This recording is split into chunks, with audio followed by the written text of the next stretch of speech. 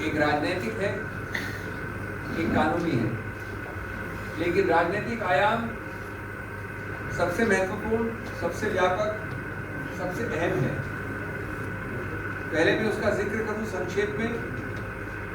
पहला बिंदु उसका ये है कि जानबूझकर, बार बार सोच समझकर, एक सूझे बूझे तरीके से इस सरकार ने हर गणतांत्रिक संस्था को खत्म करने का प्रयत्न किया है, उसको चोक करने का प्रयत्न किया है, उसमें रोकथाम करने का प्रयत्न किया है।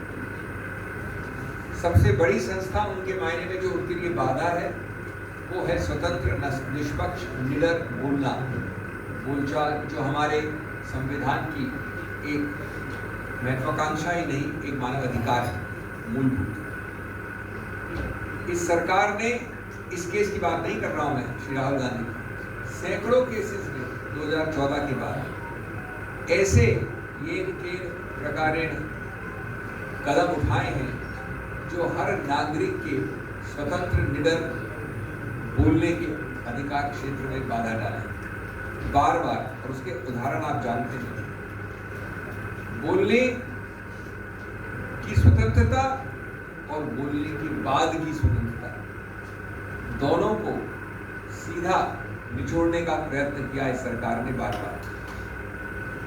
श्री राहुल गांधी, हम सब जानते हैं, ने निडरता से बार बार संसद के अंदर और संसद के बाहर अपने विचार रखे हैं, जनहित में रखे हैं, जनता के सामने रखे हैं, जनता के लिए रखे हैं। उन्होंने सामाजिक, आर्थिक, राजनीतिक, विदेश नीति इत्यादि इत्यादि सब मुद्दों पे पूरा बोला है, बिना झिझक के बोला है। और वो आज उसकी कीमत चुका रहे हैं, क्योंकि उनके सवाल, उनके वक्तव्य अच्छे नहीं लगते उन लोगों को जिन्होंने वो गलतियां की हैं, जिसके बारे में विवरण करते हैं श्री राहुल गांधी। कभी डिमोनेटाइजेशन ले लें, कभी चीन को क्लीन चिट का मामला ले लें, कभी जीएसटी ले लें, ये सब मुद्दे वो हैं और उनके अलावा और भी हैं जो इस सरकार को, जिनसे भिन्न है और जो उठाते हैं, उनको दंडित करना उनका अनिवार्य रूल है। राहुल गांधी विदेश जाते हैं तो बोल नहीं सकते। एक झूठे, आडंबरी राष्ट्रवाद के आधार पर उनकी आवाज को रोका जाता है।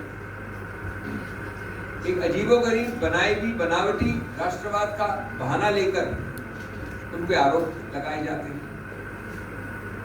बाहर गए, उसके आधार पे जब वापस आते हैं तो कहते हैं कि आप यहां नहीं बोल सकते जब तक कि आप माफी नहीं मांगे।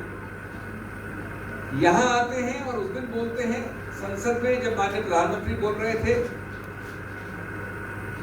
तो सरकार पूछती है आपकी हिम्मत कैसे हुई सब बोलने की, सत्य बोलने की, साफ बोलने की, निडरता से बोलने की।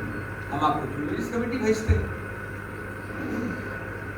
और सबसे अजीबोगरीब जो मैं समझता हूं, किसी गणतांत्रिक, संसदीय गणतांत्रिक, लोकतांत्रिक देश में नहीं देखा गया। जब वो आके बोलते हैं तो सरकार खुद अवरुद्ध करती है संसद को। सरकार खुद करती है इस आधार पे कि पहले आप माफी मांगिए। ये कौन सी संसदीय प्रणाली के अंतर्गत है कि पहले आप माफी मांगिए, नहीं तो हम अवरुद्ध करेंगे, नहीं तो संसद चलेगी नहीं। तो ये इसी प्रक्रिया का एक और उदाहरण है, जहां मुंह खोले, झूठे बेईमानी केसेस दायर करिए, डराइए, धमकाइए, और हम आश्वस्त हैं कानूनी प्रक्रिया में कि हम जीतेंगे, स्टे ऑफ कन्विक्शन हमें मिलेगा। लेकिन जहां तक सरकार का सवाल है, उन्होंने ये सब प्रयत्न किए हैं, बार बार किए। जहां तक कानूनी पक्ष है, मैं बड़े संक्षिप्त रूप में आपको बता दूं, कल बताया था मैंने, थोड़ा उसको और विस्तार से बता दूं, लेकिन संक्षिप्त रूप से, कि जब आप जल्दबाजी करते हैं तो गलतियों के ऊपर गलतियां करते हैं, संवैधानिक और कानूनी। मैं आपको 2-3 उदाहरण देकर अपनी बात खत्म करना चाहता हूं। ये मामला, ये वारदात कोलार कर्नाटक में हुई, 2019 में हुई। उसकी कंप्लेंट कहां दर्ज की गई? सूरत, गुजरात में एक दो जगह और भी की गई, बिहार में, रांची में। तो जब ऐसा होता है कि वारदात, फौजदारी वारदात कहीं हुई हो अमुक जगह और फौजदारी वारदात की कंप्लेंट किसी दूसरे प्रदेश में हो, तो कानून विधायिका ने बहुत पहले एक संशोधन द्वारा एक नया प्रावधान बनाया था, कई वर्ष हो गए, जो बाध्य है, जो स्पष्ट है कि जब ऐसा हो तो आपको एक 202 कहते हैं, उसके अंतर्गत एक परीक्षण करना पड़ेगा, इंक्वायरी करनी पड़ेगी, या तो मैजिस्ट्रेट खुद करे या पुलिस द्वारा करे कि क्या उस मैजिस्ट्रेट का अधिकार क्षेत्र बनता है। जब तक वो मैजिस्ट्रेट ये शुरुआत में नहीं करता है इंक्वायरी, तब तक वो कंप्लेंट से आगे नहीं बढ़ सकता।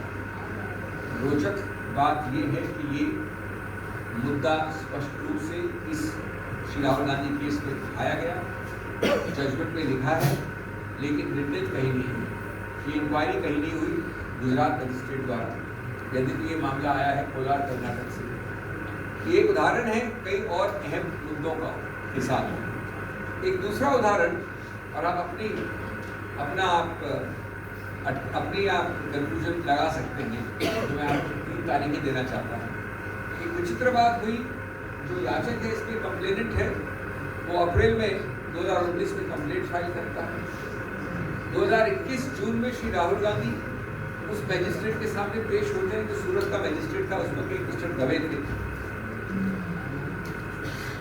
1 साल तक रुकने के बाद याचक वापस एक अर्जी देता है कि श्री राहुल गांधी वापस पहुंचे। जब मार्च 2022 यानी पिछले वर्ष वो दूसरी याचिका बार बार उनको बुलाकर तक करने की प्रक्रिया में मैजिस्ट्रेट को खारिज कर देता है, तो याचक कंप्लेनेंट हाईकोर्ट जाता है और अपनी कंप्लेंट का खुद एक स्टे ले लेता है। अपनी कंप्लेंट का खुद स्टे के लिए आगे नहीं चली। 1 साल तक वो पड़ी हुई है, 11 महीने से उसका कुछ नहीं करता है, सब कुछ ठीक है। उसके लिए अचानक वो वापस जाके फरवरी इस वर्ष फरवरी में, यानी अब पिछले महीने, हाईकोर्ट को कहता है कि साहब अब काफ़ी एविडेंस आ गई है, अब मैं अपनी खुद का स्टे को वापस लेना चाहता हूँ, स्टे को आप निरस्त कर दीजिए, स्टे को स्टे कर दीजिए, स्टे को हटा दीजिए। हाईकोर्ट करता है और वापस जाके मैजिस्ट्रेट जो अभी तक बदल गया है, एक नया निर्णय आ जाता है जो अभी कल आया।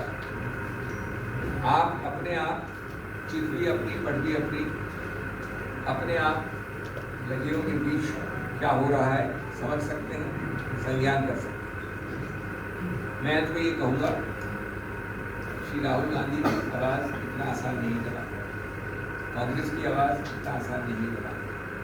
आप देख रहे हैं कल से आज आगे चलेगा एक अभियान, एक विरोध, चाहे वो डिस्ट्रिक्ट में हो, ब्लॉक में हो, प्रदेश में हो, और चाहे वो संसद और संसद के बाहर हो। ये आवाज़ रुक नहीं सकती। जो तथ्य मैंने आपको बोले हैं कि बिल्कुल सामने उजागर किए जाएंगे, लेकिन साथ साथ हमें पूरा विश्वास और आश्वासन है कि ऐसी चीज़ जो कानून में गलत है, हम आश्वस्त हैं कि उसका सही रूप से अवलोकन किया जाएगा बड़ी अपील वाली अदालतों द्वारा, और हमें कंक्लूजन का स्टे जल्द से जल्द मिलेगा। एक अंत में बात आपको और मैं शेयर कर दूँ, जो कल नहीं बोली थी, हम चाहे उसको हम समक्ष रखें या न रखें, उसके ऊपर हम एक्शन ले या न ले, लेकिन आपको तक नजर करनी आवश्यक है। उसके 2 पक्ष हैं, मैं नहीं कह रहा हूँ कि एक ही पक्ष है। एक प्रावधान है हमारे संविधान में 103, उस प्रावधान के अंतर्गत डिस्क्वालिफिकेशन जिसको कहते हैं, जहाँ सांसद का सवाल है, वहाँ सिर्फ माननीय राष्ट्रपति कर सकता है, ये लिखा है प्रावधान में, संविधान के प्रावधान। और साथ साथ ये लिखा है कि संविधान के प्रावधान के अंतर्गत जब राष्ट्रपति करता है तो उसको पहले एक सुझाव, एक रिकमेंडेशन लेना पड़ता है चुनाव आयोग से। ये तो मानने की बात है कि इस बार राहुल गांधी के विषय में नहीं हुआ, ये न कुछ पहले विषयों में ऐसा हुआ। अब इसमें जो दूसरा पक्ष है वो ये है कि चुनाव आयोग का मानना है, और चुनाव आयोग इसी प्रक्रिया को फॉलो करती है और केसेस में, कि जब कन्विक्शन कोर्ट द्वारा है, न्यायपालिका द्वारा है, तो राष्ट्रपति के पास जाने की आवश्यकता नहीं है। इसलिए हम चुनाव आयोग उसको कभी भी नोटिफाई कर सकते हैं, वे राष्ट्रपति के पास सुझाव लेके जाना और राष्ट्रपति की अनुमति लेने की आवश्यकता नहीं है। जो रोचक कानूनी मुद्दा इसमें उठता है वो ये कि संविधान में जो लिखा है 103 में स्पष्ट लिखा है, उसको क्या चुनाव आयोग क्या उच्चतम न्यायालय ने क्या बदल सकता है? सिर्फ इस आधार पे एक केस था लोक प्रहरी का, उस केस में चुनाव आयोग ने स्टैंड अपना रखा था उच्चतम न्यायालय ने। उच्चतम न्यायालय ने ये नहीं कहा कि वो स्टैंड सही है या गलत है, लेकिन उसके बाद से चुनाव आयोग ने एक सर्कुलर निकाल रखा है जिसमें वो कहते हैं कि जहाँ पर कन्विक्शन कोर्ट द्वारा वहाँ पर हम राष्ट्रपति के पास नहीं जाएंगे, न जाना आवश्यक। तो ये एक विरोधाभास है। संविधान के टेक्स्ट को आप ज्यादा महत्व देंगे या चुनाव आयोग की प्रक्रिया को? इसका उत्तर मैं समझता हूँ सीधा है। तो ये भी एक शायद त्रुटि है इस प्रकार के 24 घंटे में निकाले हुए चुनाव आयोग के। बहुत बहुत